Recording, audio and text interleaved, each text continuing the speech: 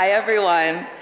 My name is Amara Ifeji, and I am incredibly grateful to be here with you all today. I am excited to share a bit of my story, some of the things I have learned in my environmental organizing work, and as some of you might know from yesterday, that I now likely have a record for the number of hours spent at Boston's airport.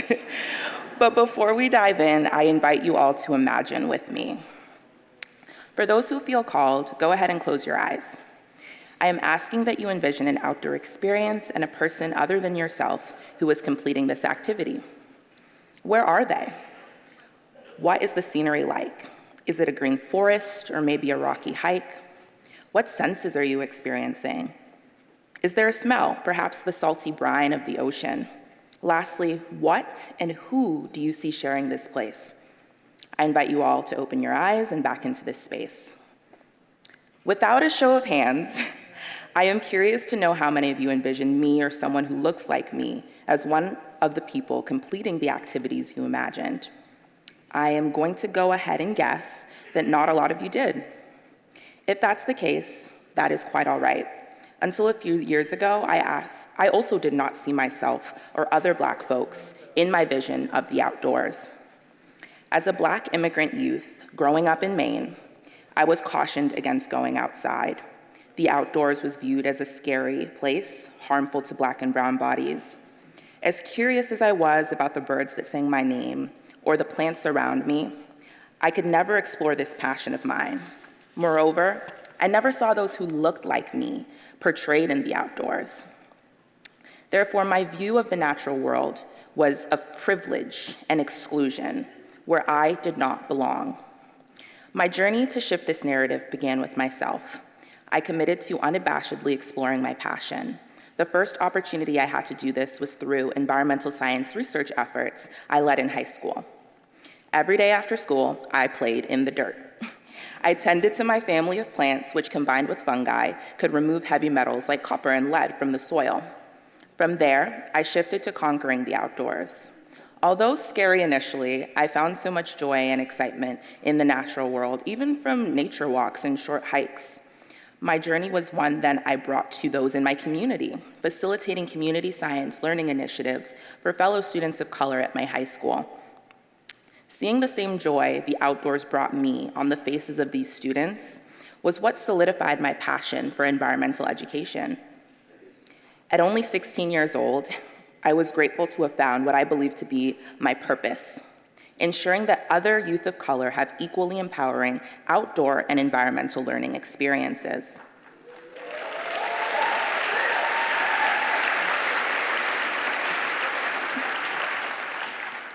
I will say, I was unsure at the time how I would achieve what seemed to be a wholly unattainable goal. Despite my previous efforts, I still struggled to see myself in this work.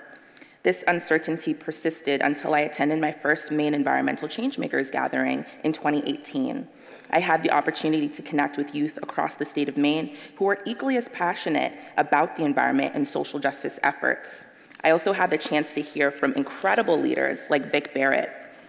Vic was one of the 21 youth plaintiffs in the Juliana versus United States case at the time, suing the federal government for knowingly harming them from climate change. Incredible work. That deserves an applause for sure.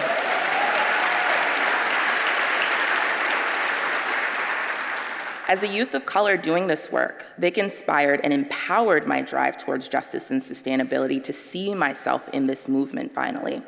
As a high school sophomore, I realized yet another crucial piece to effecting change. I had found my people. My purpose and my people ultimately led me to legislative advocacy as a way to inspire change.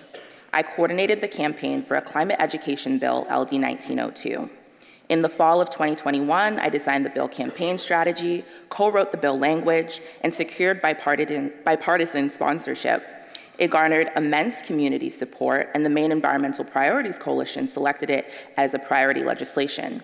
In April 2022, I mobilized over 100 youth, educators, and decision makers in my network to the State House in Augusta to support the bill.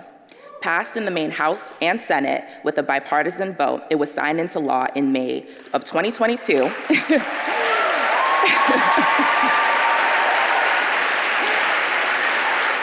Thank you.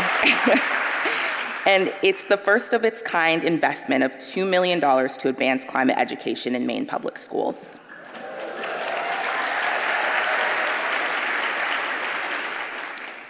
I attribute a large part of this success to storytelling, or the third ingredient to my recipe for social change, finding my passion.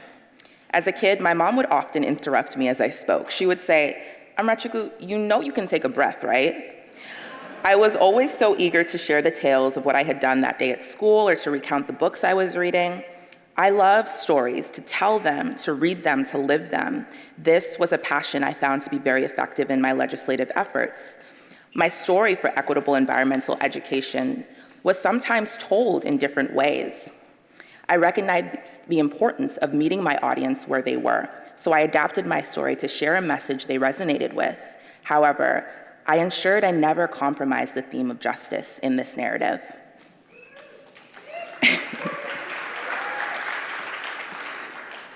If you were to remember only one thing I said today, especially those just coming into environmental work, let it be the 3 Ps.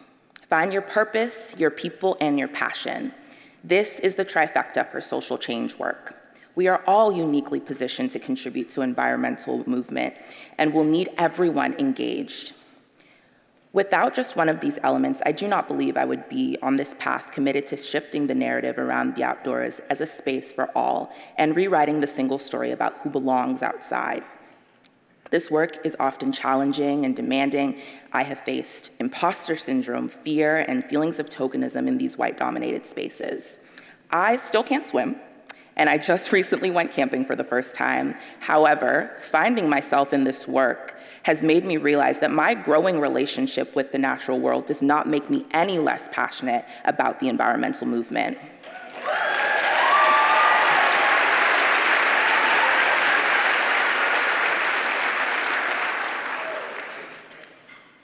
In my parting words, I leave you all with this. As you all start or continue your efforts in contributing to this vision of the outdoors, I remind you that environmentalism does not have a face, and we all have a right to the joy that it brings. Thank you.